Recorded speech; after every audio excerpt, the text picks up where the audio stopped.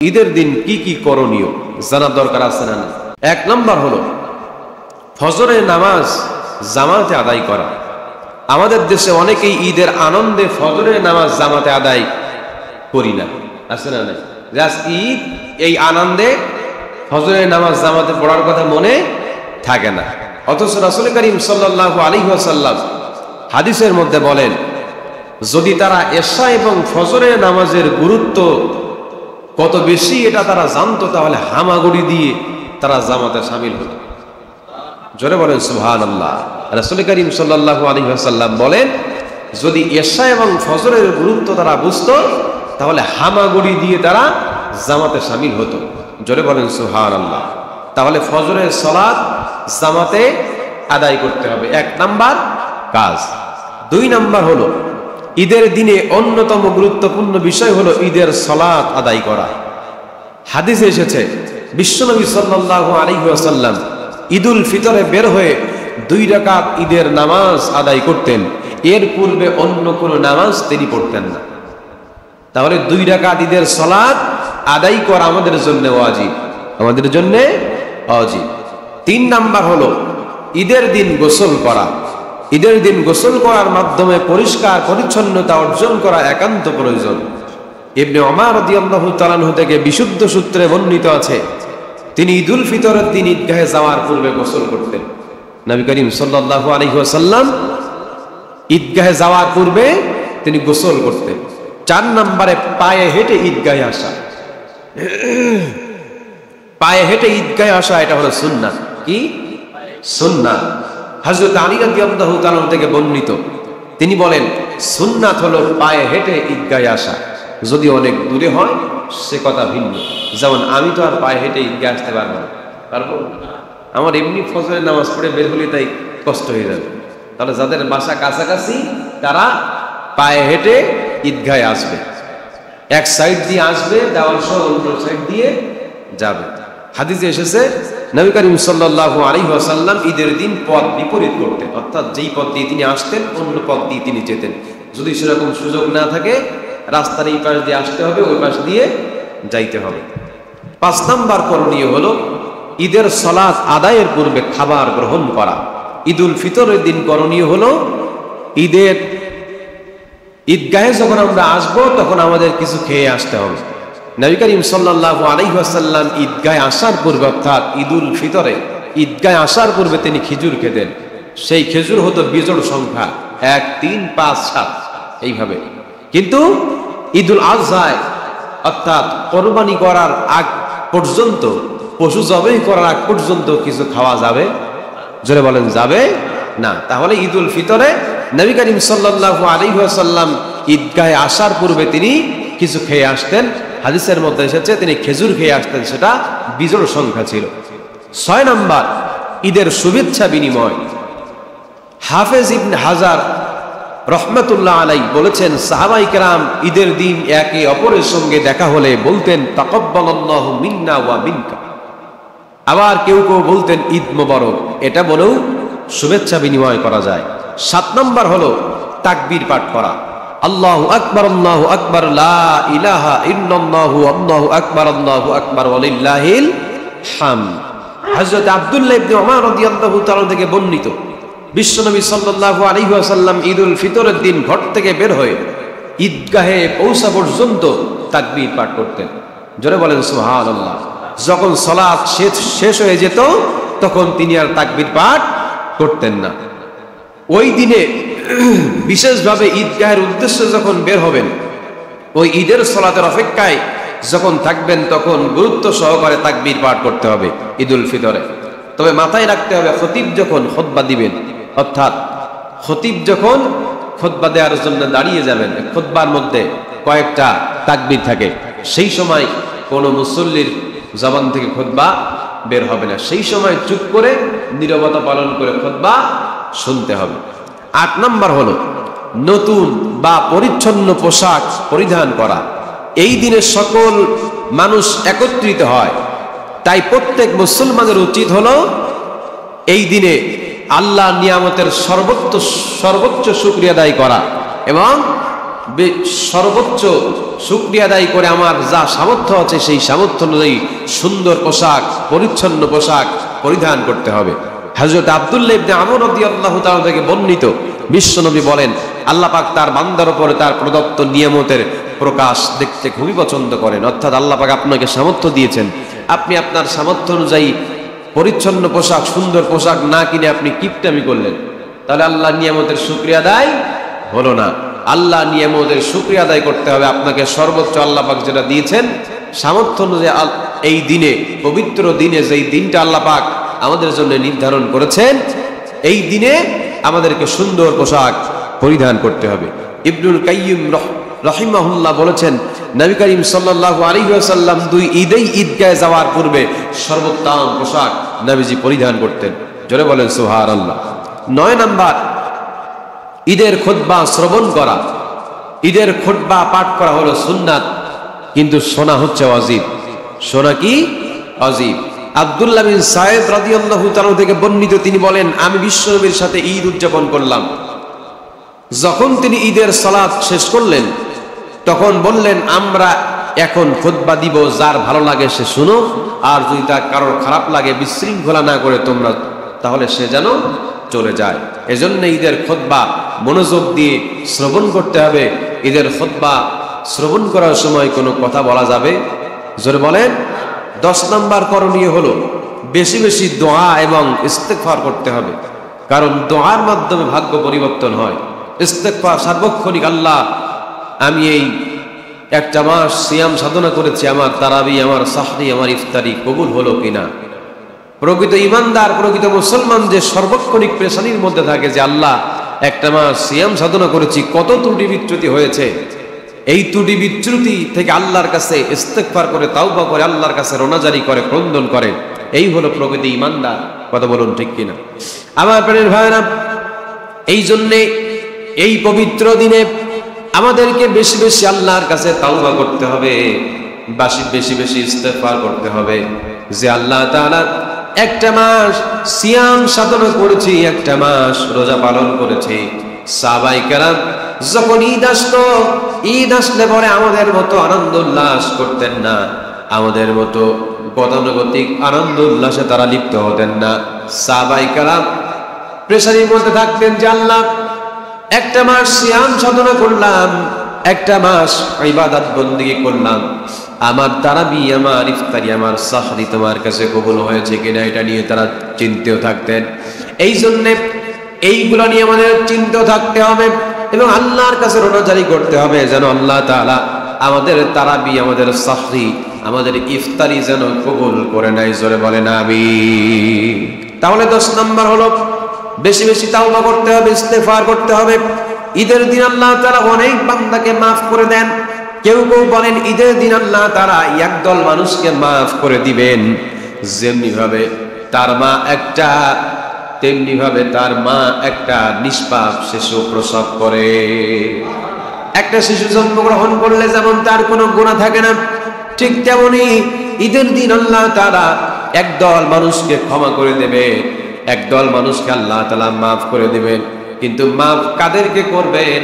অবশ্যই তেমন ব্যক্তি হবে যারা হবে রহমানের বান্দা, যারা হবে আল্লাহর আনুগত্যশীলতা, একটা মাস সিয়াম সাধনা করেছে, সর্বোচ্চ দিয়ে দুনিয়ার সমস্ত মায়া মহাব্বত বর্জন করে আল্লাহর জন্য তার জীবনটা সঁপে দিয়েছে, আল্লাহর রাজি খুশির জন্য তার তারাবি, তার সাহরি, ইফতারি, মিসকিনকে খাওয়ানো, এতিমকে পোশাক দেয়া, সব আমল থেকে শুরু করে প্রত্যেকটা আমল আল্লাহর রাজি খুশির জন্য করেছে।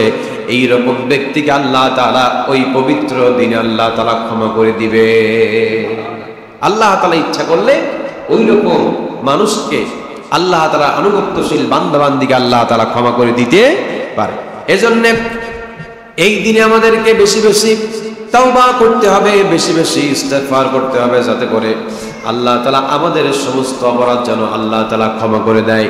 কারণ আমাদের অপরাধের কোনো শেষ সীমানা আছে নাকি? জোরে বলেন। আমাদের অপরাধের কোনো শেষ সীমানা নাই, আমাদের অপরাধের কোনো শেষ সীমানা নাই। এমন কোন গুনাহ, এমন কোন অপরাধ নাই আমরা করি না। কিন্তু আল্লাহ বলেন, আমার বান্দা যত অপরাধ করুক না কেন, আমি আল্লাহর কাছে যদি রোনাজারি করে, ক্রন্দন করে, আমি আল্লাহর কাছে ক্ষমা চাইতে দেরি হবে, আমি আল্লাহ বান্দার হাত কবুল করতে দেরি করব না। বান্দার চোখের পানি নাকের ডগায় আসতে যতক্ষণ লাগে, তার আগে আমি বান্দার তাওবা কবুল করে বান্দাকে আমি পুত পবিত্র করে দেব। তোমারি করুণা ঘেরা সারা দুনিয়া, সে কথা ভাবে না শুধু বধির হিয়া।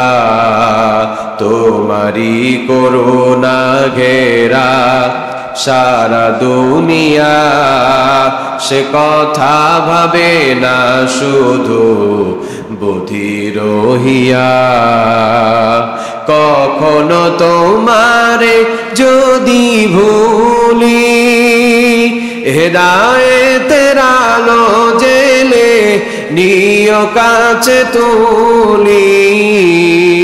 কখনো তোমারে যদি ভুলি, হেদায়েতের আলো জেলে নিয় কাছে তুলি। ঠাই দিও প্রিয়তম, ঠাই দিও প্রিয়তম, ও গো দয়াবান।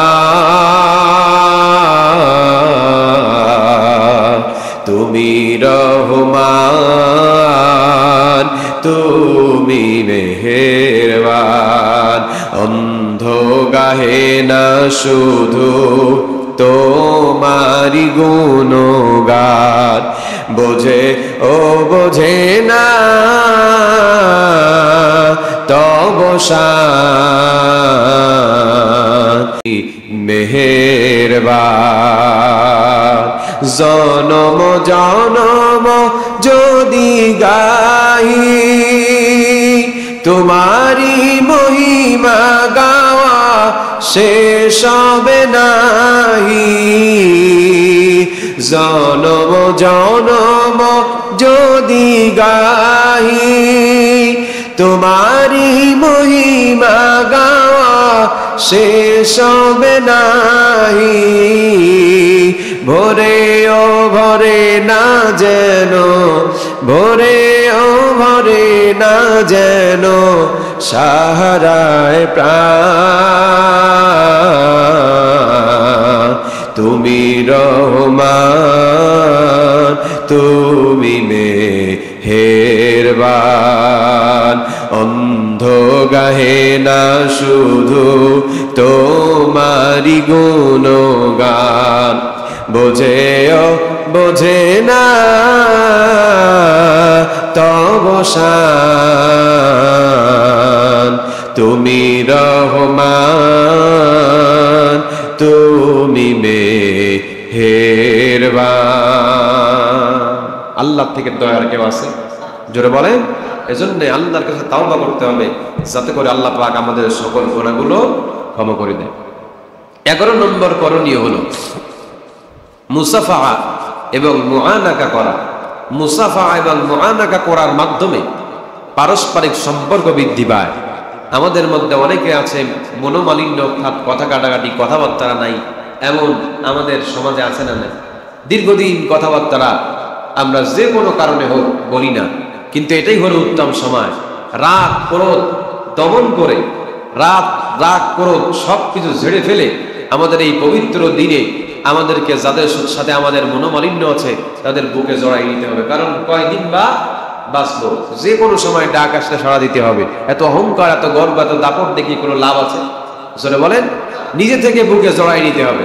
আপনি যদি কারো কাছে ছোট হন, আপনি যদি কারো বুকে জড়াই নেন, তাহলে আপনি কি ছোট হয়ে যাবেন? যদি বলেন, বরং আপনি হলেন বড় মনের অধিকারী। আপনি হলেন বড় মনের অধিকারী, আপনি ছোট কোনোদিনও হবেন না। কারণ এটা নিজ থেকে কথা বলা, নিজ থেকে হাতে হাত দেয়া, মুসাফা করা, বুকে জড়াই নেওয়া, এটা বিরাট বড় একটা কাজ।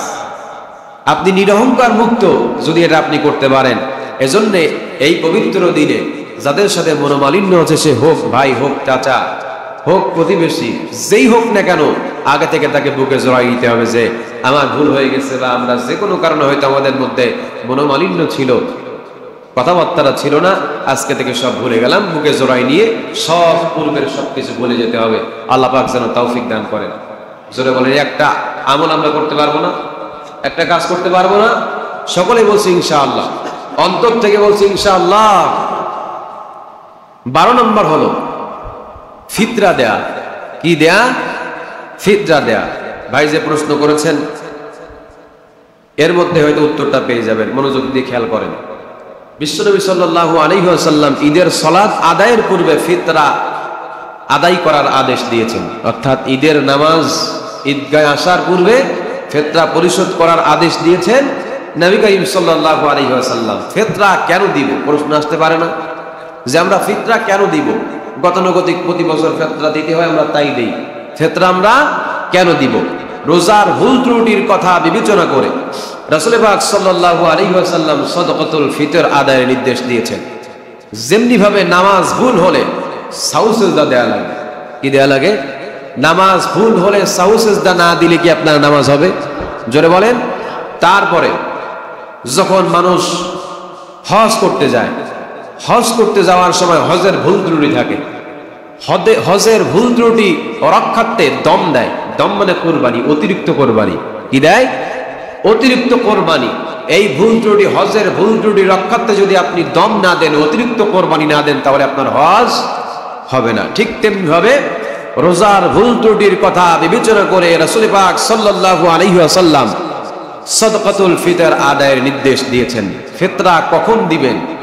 রোজা শেষ না হতেই শাওয়াল মাসের চাঁদ ওঠার পর প্রধান ইবাদত হলো ফিতরা আদায় করা। এই ফিতরা আদায়ের সময় খুবই কম, খুবই সীমিত সময়। এজন্য আগে থেকে নির্ধারণ করতে হবে আপনি এই ফিতরা কাকে দিবেন, তখন যেন লোক খোঁজাখুঁজি করা না লাগে। আগে থেকে আপনি নির্ধারণ করে রাখবেন, আপনি সময় মতো, হাদিসে যেই সময় আমাদের জন্য নির্ধারণ করা হয়েছে উত্তম সময়, সেই সময় লোক নির্ধারণ হয়ে যাবে, আপনি সেই সময়টা ফিতরা আপনি আদায় করবেন। অনেকে প্রশ্ন আসতে পারে, ফিতরা টাকা দিয়ে দিব নাকি জিনিস দিয়ে দিব? যেহেতু একজন গরিব মানুষকে আপনি ফিতরা দিবেন, এটা নিয়ে অনেক মতনৈক্য আছে, মতবিরোধ আছে। কিন্তু যেহেতু একজন গরিব মানুষ, তার কি চাহিদা এটা আপনি আমি অনেকেই জানি না, বা চাচার কি সমস্যা এটা আপনি আমি ভিতরের খবর জানি না। টাকা দিলে হয়তো সে উপকৃত হবে বা তার ইচ্ছা মতো জিনিস সে কিনতে পারবে, এজন্য টাকা দেয়াই উত্তম। 13 নম্বর হলো ইয়াতিম ও অভাবীদের খাবার খাওয়াতে হবে।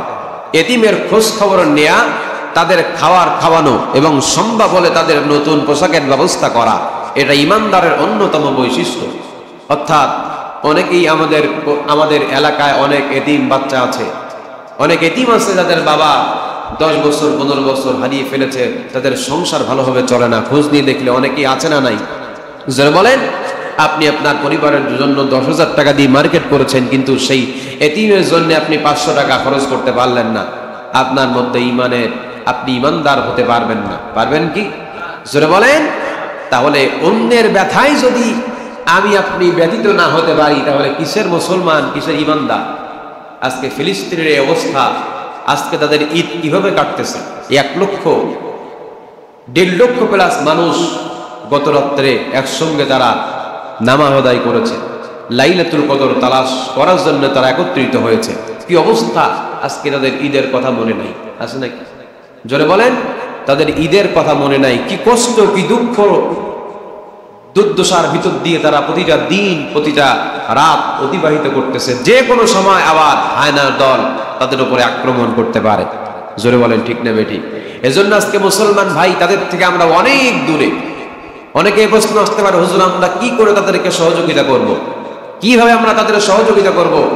মুসলমান ভাই, সেটা হোক পৃথিবীর যে কোনো প্রান্তে, আপনার মুসলমান ভাইয়ের যদি বাতিল আঘাত করে, ভাই বোনদের উপরে অন্যায়ভাবে আঘাত করে, তাহলে আপনি আমি মুসলমান, আপনার আমার অন্তরে যদি দাগ না কাটে, রেখাপাত না করে, তাহলে বুঝতে হবে আপনার আমার মধ্যে ঈমান নাই। আছে? যদি বলেন, তাহলে মুসলমান ভাইয়ের উপরে, বোনের উপরে, ছোট্ট ছোট্ট মাসুম বাচ্চার উপরে আঘাত আসতেছে, আপনার অন্তর যদি তাদের জন্য করুণা হয়, দয়া হয়, বুঝতে হবে আমার আপনার মধ্যে ঈমান আছে। কিভাবে আপনি আমি সহযোগিতা করব প্রশ্ন আসতে পারে। তাদের থেকে তো আমাদের অনেক দূরত্ব, অনেক বেশি। তাহলে আমরা কি করে তাদেরকে সহযোগিতা করব? সহযোগিতা করার ইচ্ছা থাকলে, মানসিকতা থাকলে অনেকভাবে সহযোগিতা করা যায়। অনেক সংগঠন আছে, জামাত ইসলাম সহ বাংলাদেশের অনেক সংগঠন আছে, তারা তাদের কাছে মানে আপনার নির্ভরযোগ্য মাধ্যম দিয়ে তাদের কাছে খাদ্য, টাকা, উপঢৌকন, হাদিয়া তাদের কাছে পৌঁছায় দেয়। আপনারা যাচাই বাছাই করে আপনাদের সাধ্য অনুযায়ী 10,000 টাকা দিয়ে এবছর মার্কেট না করে 2,000 টাকা সেভ করে সেই আপনার ফিলিস্তিনিবাসীর জন্য দিলে আর সমস্যা আছে? জোরে বলেন আছে? কিন্তু আমরা এই ব্যাপারে খুবই কিপটামি করি, এই ব্যাপারে আমরা খুবই উদাসীন। আল্লাহ তাআলা যেন মুসলমান ভাই বোনদের উপরে আমাদের সদয় হওয়ার তৌফিক দান করেন। জোরে বলেন আমিন। 14 নম্বর হলো আত্মীয় স্বজনের খোঁজ খবর নেয়া। ঈদের সময় বিভিন্ন আত্মীয় স্বজনের খোঁজ খবর নেওয়া ও তাদের বাড়িতে বেড়াতে যাওয়ার সুযোগ তৈরি হয়। এ সম্পর্কে বিশ্বনবী সাল্লাল্লাহু আলাইহি ওয়াসাল্লাম বলেন যে আখিরাতকে বিশ্বাস করে সে যেন আত্মীয় স্বজনের সাথে সম্পর্ক বজায় রাখে। যে ব্যক্তি পরকালকে বিশ্বাস করে সে যেন আত্মীয় স্বজনদের সঙ্গে সুসম্পর্ক রাখে। বুখারী শরীফের হাদিস। 15 নম্বর হলো আনন্দ প্রকাশ করা। ইসলাম এমন একটি জীবন ব্যবস্থা যেখানে সুস্থ বিনোদনের সুযোগ রয়েছে। ইসলাম সুস্থ বিনোদনের সুযোগ দিয়েছেন। জোরে বলেন সুবহানাল্লাহ। উম্মুল মুমিনিন মা আয়েশা সিদ্দিকা রাদিয়াল্লাহু তাআলা আনহা বর্ণনা করেন বিশ্বনবী সাল্লাল্লাহু আলাইহি ওয়াসাল্লাম ঈদের দিন আমার ঘরে আগমন করলেন। মা আয়েশা বলেন বিশ্বনবী অর্থাৎ আমার বাবা অর্থাৎ আমার স্বামী আমার ঘরে প্রবেশ করলেন, আমার ঘরে ঢুকলেন। তখন আমার নিকট 2টা ছোট্ট মেয়ে বসা ছিল। কয়টা? 2জন ছোট্ট কন্যা বসা ছিল। বুয়ার যুদ্ধের বীরদের স্মরণে তারা গান গাইতেছিল। তারা পেশাদার কোনো গায়িকা ছিল না, হযরত আবু বকর রাদিয়াল্লাহু তাআলা আনহু অর্থাৎ মা আয়েশা সিদ্দিকা রাদিয়াল্লাহু তাআলা আনহার বাবা ঘরে প্রবেশ করলেন এবং তাদেরকে ধমক দিলেন যে বন্ধ করো। নবী করিম সাল্লাল্লাহু আলাইহি ওয়াসাল্লামের ঘরে শয়তানের বাসী, এই বলে তিনি ধমক দিলেন। নবী করিম সাল্লাল্লাহু আলাইহি ওয়াসাল্লাম হযরত আবু বকর রাদিয়াল্লাহু তাআলা আনহুর কথা শুনে বললেন মেয়ে 2টিকে তোমরা গাইতে দাও। হে আবু বকর, প্রত্যেক জাতির ঈদ আছে আর মুসলমানদের ঈদ হলো এইটা, সুতরাং তোমরা গাইতে দাও। তাহলে ইসলাম এমন একটা জীবন ব্যবস্থা যেখানে সুস্থ বিনোদনের ব্যবস্থা আল্লাহ তাআলা করে দিয়েছেন। সুস্থ বিনোদনের ব্যবস্থা, সুস্থ সংস্কৃতির ব্যবস্থা আল্লাহ তাআলা করে দিয়েছেন, কিন্তু সেটা হলো সীমাবদ্ধতার ভিতরে। অর্থাৎ আল্লাহ তাআলা যেই সীমারেখা দিয়েছেন, যেই নির্ধারিত গণ্ডি দিয়েছেন, এর বাইরে, আল্লাহ নির্ধারিত সীমারেখার বাইরে যাওয়া যাবে? জোরে বলেন। তাহলে নির্ধারিত সীমারেখার বাইরে না গিয়ে আল্লাহ তাআলা জীবন ব্যবস্থার মধ্যে সুস্থ বিনোদন ব্যবস্থা যেইভাবে করেছেন সেইভাবে সুস্থ বিনোদন আমাদেরকে উদযাপন করতে হবে। আল্লাহ তাআলা মুসলমানদের যেই সুস্থ বিনোদনের ব্যবস্থা করে দিয়েছেন। 16 নম্বর হলো সুগন্ধি ব্যবহার করা। এটা প্রিয় নবী সাল্লাল্লাহু আলাইহি ওয়াসাল্লামের অন্যতম একটা সুন্নাহ।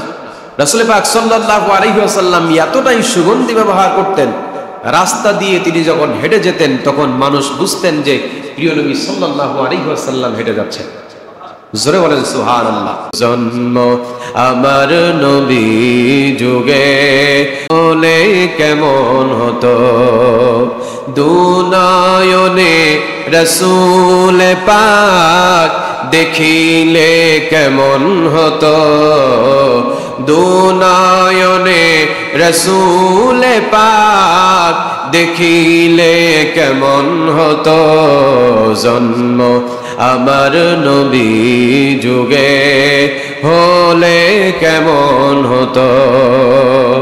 আসত ভেসে হযরতে বেলালের মধুর আযান, যে আজানে ছিল এমন প্রেম মুগ্ধ রহমান, দয়াল নবীর পিছে নামাজ পড়লে কেমন হতো, দয়াল নবীর পিছে নামাজ পড়লে কেমন হতো, দুনা নয়নে রসূল পাক দেখিলে কেমন হতো, দুনয়নে রসূল পাক দেখিলে কেমন হতো, জন্ম আমার নবী যুগে হলে কেমন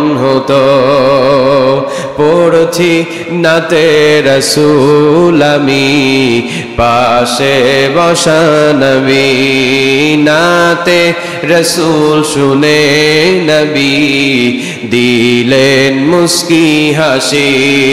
পড়ছি নাতে রসূল আমি পাশে বসা নবী, নাতে রসূল শুনে নবী দিলেন মুস্কি হাসি।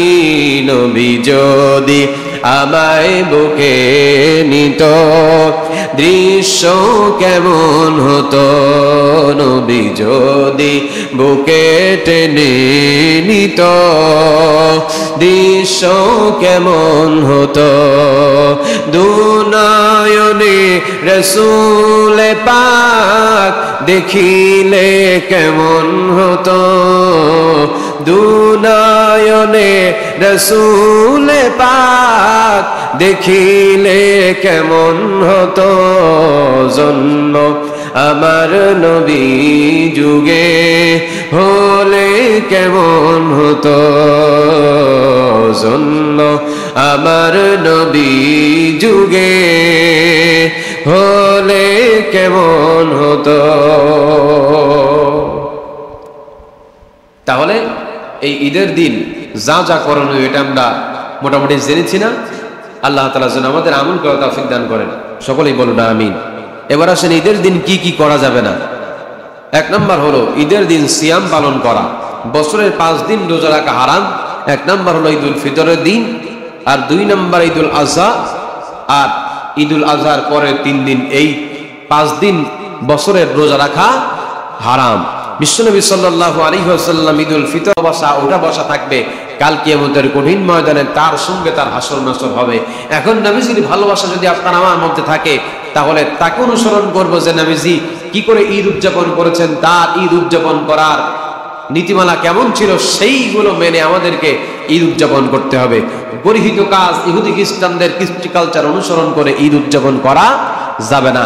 আর আপনি আমি মুসলমান, আপনার এলাকায় যদি একটা গর্হিত কাজ হয়, ঈদের দিন রাত্রে আপনার পিকনিক হচ্ছে, ডিজে পার্টি হচ্ছে, বক্স এনে ধুমধাম বাজনা শুরু হয়ে গেছে, আপনি মুসলমান যদি আপনি বাধা প্রদান করতে না পারেন তাহলে আপনার আমুলনামায় গুনাহ লেখা হবে, ঠিক কিনা? জোরে বলেন।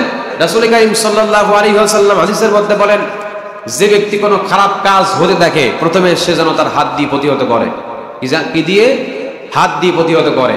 হাত দিয়ে প্রতিহত করতে যদি অক্ষম হয় তাহলে মুখ দিয়ে প্রতিহত করতে যদি সক্ষম না হন তাহলে অন্তর দিয়ে যেন সেটাকে ঘৃণা করে, অন্তর দিয়ে সেই খারাপ কাজ থেকে যেন ঘৃণা করে। আর ওয়াদালিকা আদআফুল ঈমান, এটা হলো ঈমানের সবথেকে দুর্বল স্তর। খারাপ কাজ হচ্ছে, অশ্লীল কাজ হচ্ছে, গান বাজনা হচ্ছে, বাজি বাজনা হচ্ছে, এই খারাপ কাজ দেখে যদি আপনার অন্তরে আঘাত না করে যে না বাচ্চারা একটু আনন্দ উল্লাস করতেছে।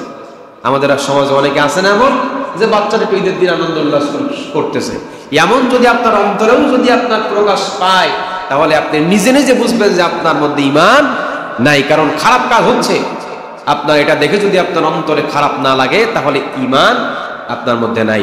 এজন্য খারাপ কাজ দেখলে পরে যদি অন্তরের মধ্যে রেখাপাত না করে, অন্তরের মধ্যে নাড়া না দেয়, তাহলে বুঝতে হবে নিজে নিজে আমার মধ্যে ঈমান নাই। এজন্য খারাপ কাজ দেখলে অবশ্যই যে যার জায়গা থেকে মুসলমান হিসেবে যে যার সন্তানকে নিজের জায়গা থেকে প্রতিবাদ করতে হবে। তা না হলে কাল কিয়ামতের কঠিন ময়দানে আপনাকে এলাকার দায়িত্বশীল, আপনি দাবি করেন যে আমি এলাকার বড় সম্মানিত ব্যক্তি, আমি এলাকার বড় একজন গণ্যমান্য মানুষ, আপনি এই সমস্ত কাজে বাধা দেন না, ভালো কাজে গিয়ে আপনি বাধা দেন। আছে না নাই? জোরে বলেন। অনেক ওয়াজ মাহফিল আছে দেখবেন, অনেক নেতারা সেখানে হক কথা বললে হুজুর এই সমস্ত রাজনীতি করবেন না, আছে না নাই? জোরে বলেন। তো কোরআন তো রাজনীতির কথা বলেছে, তাহলে আপনি নেতা সাজেন, আপনি স্টেজে উঠে কিভাবে বলেন যে হুজুর রাজনীতি করেন না, হুজুর কি বাপদাদার কথা বলেন? জোরে বলেন।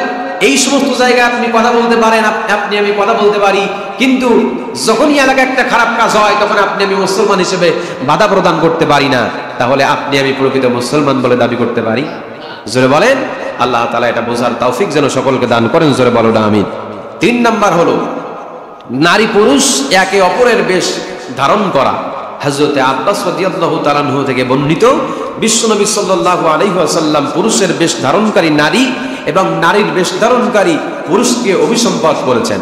আল্লাহ তাআলা বলেন, ওয়াকারনা ফি বুয়ুতিকুন্না ওয়ালা তাবাররাজনা তাবাররুজাল জাহিলিয়াতিল উলা। মহিলারা ঘরের পরিবেশ থেকে বাইরে বের হবে না। আর যদি নিতান্তই বাইরে বের হতে হয় তাহলে জাহিলি যুগের মহিলাদের মতো রূপ সৌন্দর্য প্রদর্শন করে তারা বাইরে বের হবে না। এখনকার মা বোনরা ছায়া, ব্লাউজ, সোনু পাউডার, তারপরে আসকারা, মাস্কারা, আইলানা, এই সমস্ত জিনিস আছে না নাই?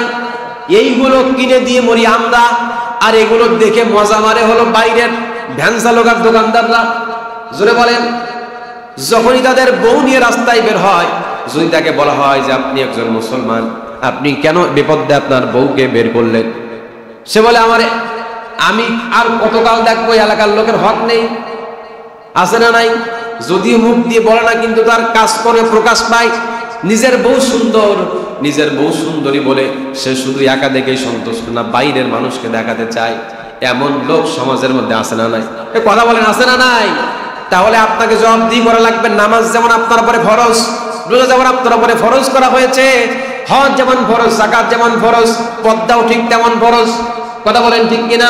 নবী করিম সাল্লাল্লাহু আলাইহি ওয়াসাল্লাম বলেন, আদ-দায়ুসু লা ইয়াদখুলুল জান্নাহ, দায়ুস কোনদিন আল্লাহর জান্নাতে যাবে না। এই দায়ুস কারা? দায়ুস কোন মহিলা লোক না। দায়ুস হলো ওই সকল পুরুষ লোক যারা তাদের কন্যাকে, যারা তাদের স্ত্রীকে, যারা তাদের কন্যা স্ত্রীকে অবাধে চলাফেরা করতে দিয়েছে, কোনো প্রতিবাদ করে না, এরাই হলো দায়ুস। আর নবীজি বলেন, লা ইয়াদখুলুল জান্নাহ, দায়ুস কোনদিন আল্লাহর জান্নাতে যাবে না। বিশ্বনবী হতে হবে যেন আমার কন্যা, আমার স্ত্রী, আমার বোন যেন অবাধে চলাফেরা করতে না পারে। আমার প্রাণের ভাইরা, 4 নাম্বার হলো নারীদের খোলামেলা পোশাক পরা অবস্থায় রাস্তায় বের হতে পারবে না। আল্লাহ তাআলা কোরআনে বলেছেন তারা যেন জাহিলি যুগের মহিলাদের মতো রূপ সৌন্দর্য প্রদর্শন করে বাইরে বের না হয়।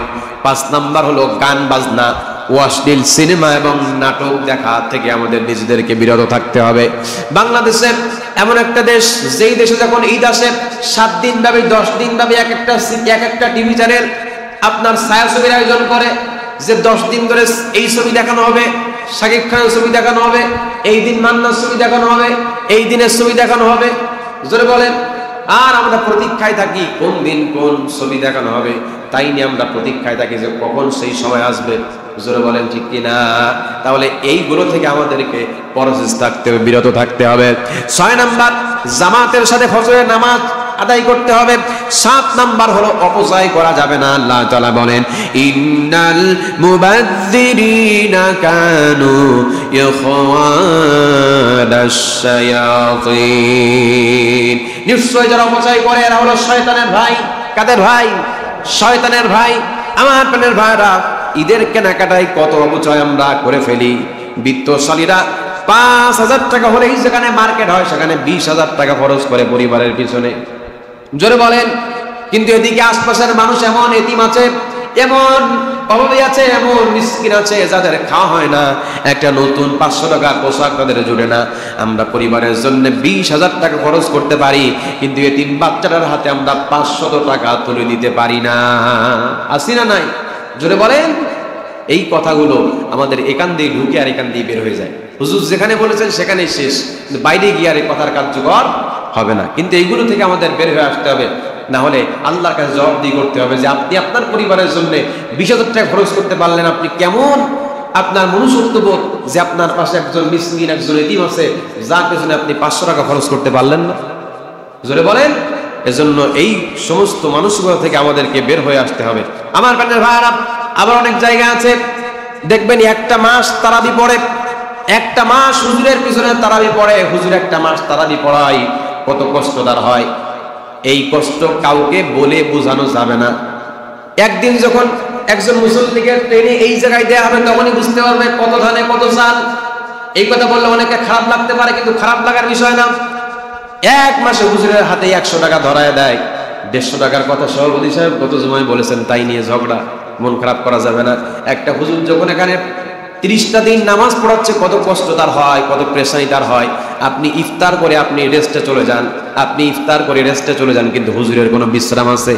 জোরে বলেন, হুজুরের কোনো বিশ্রাম নাই। হুজুর শুধু সাধনা করে সারাদিন, খতমে কোরআন তেলাওয়াত করতে থাকে যে আমার যেন এতগুলো মুসল্লির ভিতরে একটা ভুল যেন আমার না হয়, একটা ভুল যেন আমার কেউ বের করতে না পারে, এবং এতগুলো মানুষ আমার পিছনে নামাজ পড়বে, আমার নামাজ শুদ্ধ হলে পরে সবার নামাজ শুদ্ধ হবে।